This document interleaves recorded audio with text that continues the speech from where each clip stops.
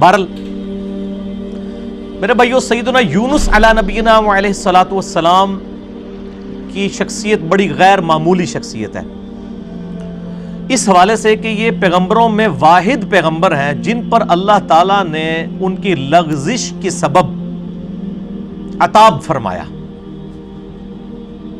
حتیٰ کہ سورۃ الصافات میں آیا کہ اگر یونس علیہ السلام مچھلی کے پیٹ میں ہم سے دعا نہ کرتے، اور وہ دعا آئی سورۃ الانبیاء میں، لا الہ الا انت سبحانک انی کنت من الظالمین، اگر یونس ان الفاظ میں ہمیں نہ پکارتے تو مچھلی کے پیٹ سے اسی دن نکالے جاتے جس دن مردے اپنی قبروں سے نکلیں گے۔ اتنا عطاب، اتنا جلال اللہ کا کہ یونس کی غلطی اتنی سویر نوعیت کی کہ جس دن مردے قبروں سے نکالے جائیں گے اس دن ہی پھر اللہ تعالیٰ فرماتے ہیں ہم یونس علیہ السلام کو مچھلی کے پیٹ سے نکالتے۔ اور دعا بھی دیکھیں، سورۃ الانبیاء میں آئی، لا الہ الا انت سبحانک انی کنت من الظالمین، لا الہ الا انت، کوئی نہیں معبود سوائے تیرے، سبحانک، اے اللہ تو تو پاک ہے، تو تو غلطی نہیں کر سکتا، انی کنت من الظالمین، میں تو انسان ہوں، غلطی کروں گا۔ کیا زبردست انداز ہے جی توبہ کرنے کا۔ اللہ تعالیٰ کی جو پاکی کی صفت ہے اس کو ٹریگر کیا ہے کہ اللہ تجھ سے تو غلطی نہیں ہوتی، میں تو بندہ ہوں، غلطی کروں گا۔ اور اللہ کو اتنی پسند آئی یہ کلمات، اور اس کے ساتھ الفاظ ہیں کذالک ننجی المؤمنین، ہم ایمان والوں کو بھی اسی طریقے سے نجات دیں گے جو یونس کی طرح ہم سے دعا مانگے گا۔ اور جامعہ ترمذی میں صحیح سند کے ساتھ حدیث ہے، جو شخص بھی یونس علیہ السلام کی دعا کے ساتھ اللہ کی طرف متوجہ ہوا، اللہ اسے کبھی محروم نہیں لوٹائے گا۔ یہ اسماء اعظم ہے۔ میرا ایک کلپ 4 لاکھ سے زیادہ لوگ یوٹیوب پہ دیکھ چکے ہیں۔ مصیبت اور پریشانی سے بچاؤ کے 3 وظائف، لا الہ الا انت سبحانک انی کنت من الظالمین، حسبنا اللہ ونعم الوکیل، اور یا حی یا قیوم برحمتک استغیث۔ یہ 3 وظائف۔ یونس علیہ السلام سے غلطی جو ہوئی وہ قرآن حکیم میں سورہ یونس کے اندر، سورۃ الانبیاء کے اندر، سورہ الصافات کے اندر اور باقی صورتوں کے اندر ٹکڑوں کی فارم میں، سورہ صاد میں بھی یہ ٹکڑوں کی فارم میں پوری کی پوری ایک ان کی سٹوری آئی ہے، وہ میں کمبائنڈ فارم میں آپ کو بیان کر دیتا ہوں کہ یونس علیہ السلام کو بالکل اگلے پیغمبروں کی طرح اللہ تعالیٰ نے یہ حکم دیا تھا کہ تمہارے جو مخالفین ہیں ان کو جو الٹیمیٹم دیا جائے گا اس کے بعد ان کو تباہ و برباد کر دیا جائے گا۔ لیکن پیغمبر کا یہ کام ہوتا ہے کہ وہ فائنلی اپنا علاقہ چھوڑنے سے پہلے اللہ تعالیٰ کی طرف سے جو پراپر آفیشیل پرمیشن ہے اس کا انتظار کرتا ہے، وہی کی فارم میں۔ پھر اللہ تعالیٰ حکم دیتا ہے، جس طرح کہ موسیٰ علیہ السلام کو حکم ہوا کہ رات کے وقت بنی اسرائیل کو لے کے نکلو، تو اس وحی کا انتظار کیا، رات کے وقت کا انتظار کیا، لے کے نکلے، اللہ کی تائید حاصل ہوئی۔ یونس علیہ السلام کو بھی بتا دیا گیا کہ بھئی تمہارے مخالفین کو 3 دن کی یہ مہلت ہے، اگر یہ ایمان لے آئے تو ٹھیک، ادروائز ان پہ عذاب آ جائے گا۔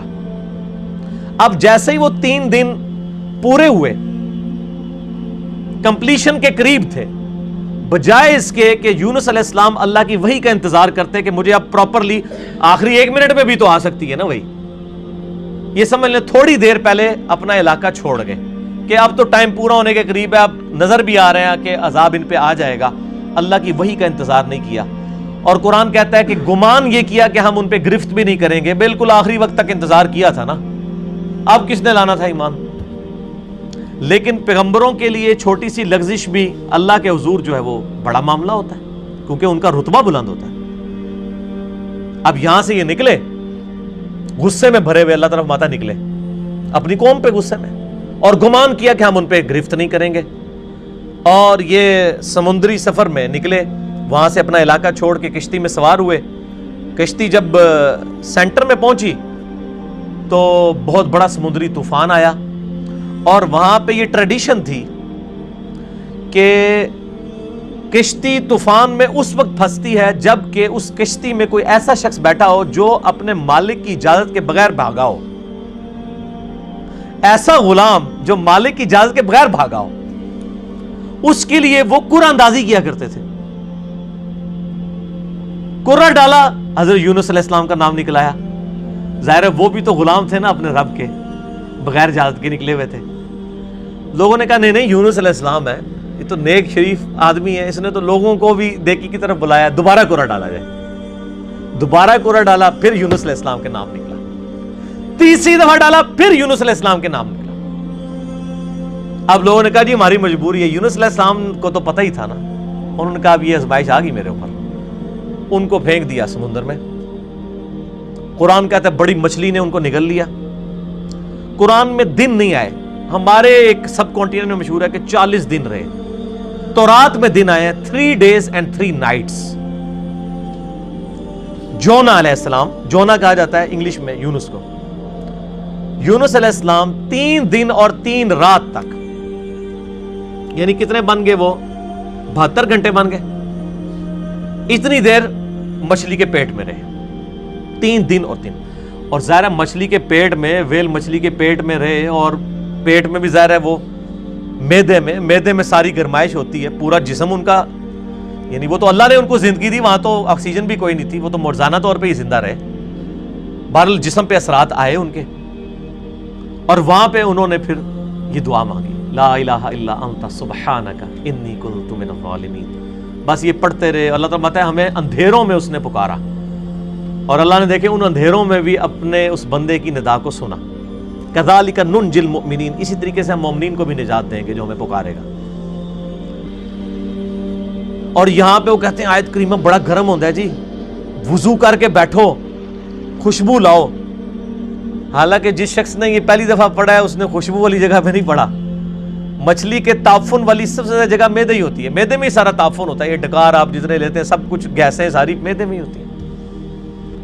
اللہ کے ذکر کے لیے کوئی پروٹوکول نہیں۔ صحیح مسلم میں حدیث ہے کہ نبی علیہ السلام حالت جنابت میں بھی اما عائشہ کہتی ہیں اللہ کو یاد کرتے تھے، اور جامعہ ترمذی اور ابو داؤد میں مولا علی علیہ السلام سے حدیث ہے کہ نبی علیہ السلام کو قرآن پڑھنے سے حالت جنابت کے علاوہ اور کوئی حالت مانے نہیں ہوتی تھی۔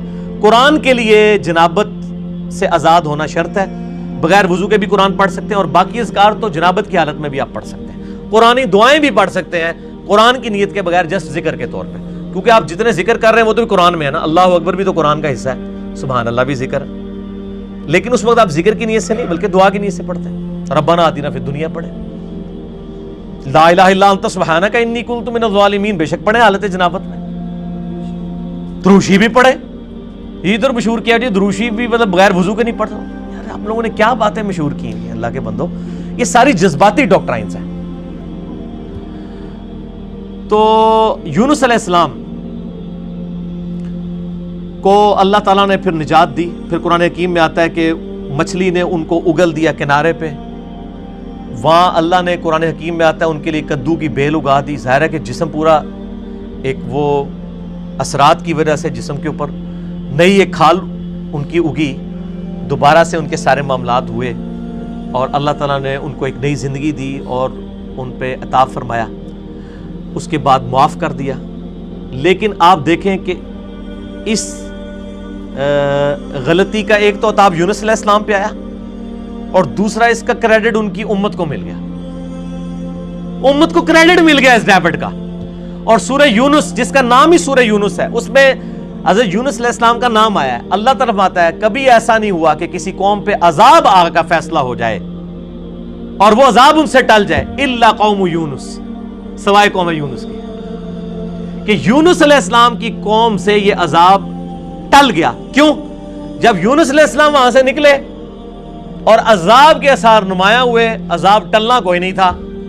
عذاب تو فرعون پہ بھی آیا، اس نے بھی تو کہا تھا نا میں ایمان لایا موسیٰ اور ہارون کے رب پہ، اللہ نے کیا فرمایا قرآن میں، الآن، اب لایا، کوئی فائدہ نہیں، ڈبو دیا۔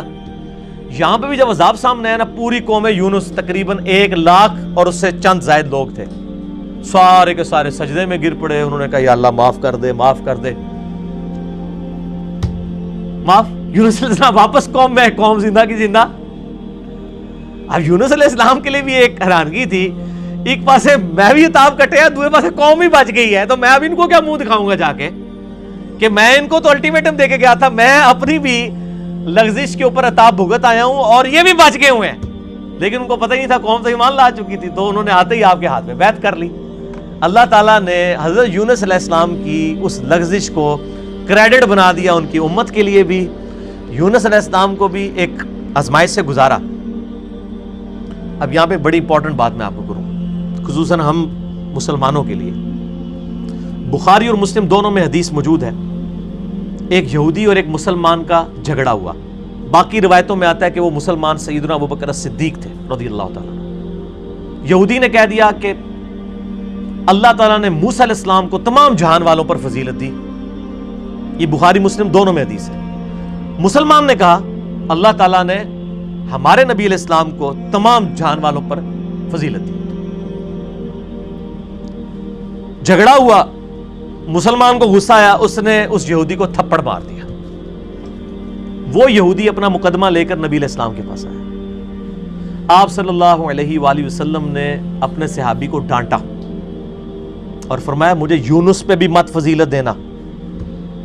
اب آپ کو اس جملے کا سمجھ آئے گی کہ یونس وہ واحد نبی ہیں جن پہ عطاب ہوا ہے، اور بہت بڑے لیول کا عطاب دنیاوی اعتبار سے دیکھا جائے، تو مجھے اس کے مقابلے پر بھی فضیلت مت دینا، ایسی فضیلت ہے جس میں کسی دوسرے کو نیچا دکھایا جائے۔ اللہ کی قسم، قیامت والے دن جب اللہ تعالیٰ مخلوقات کو دوبارہ زندہ کرے گا، میں دیکھوں گا کہ مجھے جب اٹھایا جائے گا، حضرت موسیٰ علیہ السلام مجھ سے پہلے ہی اللہ کے عرش کا پایا تھامے میں کھڑے ہوں گے۔ یہ حضرت موسیٰ کی ایک جزوی فضیلت ہمارے نبی علیہ السلام کے اوپر بھی۔ نبی علیہ السلام فرماتے ہیں مجھے تو یہ نہیں پتا کہ ان پہ قیامت کی بے ہوشی طاری نہیں ہوئی، یا اللہ تعالیٰ نے انہیں مجھ سے پہلے زندہ کر لیا قیامت والے دن، یا اس بے ہوشی کے سبب جو دنیا میں اللہ کی تجلی کی وجہ سے بے ہوش ہوئے، اللہ تعالیٰ نے ان پہ قیامت کی بے ہوشی طاری نہیں کی ہے۔ جزوی فضیلت ہو سکتی ہے۔ بخاری میں حدیث ہے کہ قیامت والے دن سب کو برہنہ اٹھایا جائے گا، سب سے پہلے حضرت ابراہیم علیہ السلام کو لباس پہنایا جائے گا۔ اب یہ ابراہیم علیہ السلام کی جزوی فضیلت ہے تمام پیغمبروں پہ۔ حضرت عیسیٰ علیہ السلام کو بغیر باپ کے پیدا کیا، یہ ان کی جزوی فضیلت ہے۔ اور ایک اور فضیلت کہ عیسیٰ علیہ السلام آج تک زندہ ہے، ایک اور بڑی فضیلت۔ تو جزوی فضائل ایک پیغمبر کے دوسرے پہ ہو سکتے ہیں، کلی طور پہ فضائل نبی علیہ السلام کو حاصل ہیں۔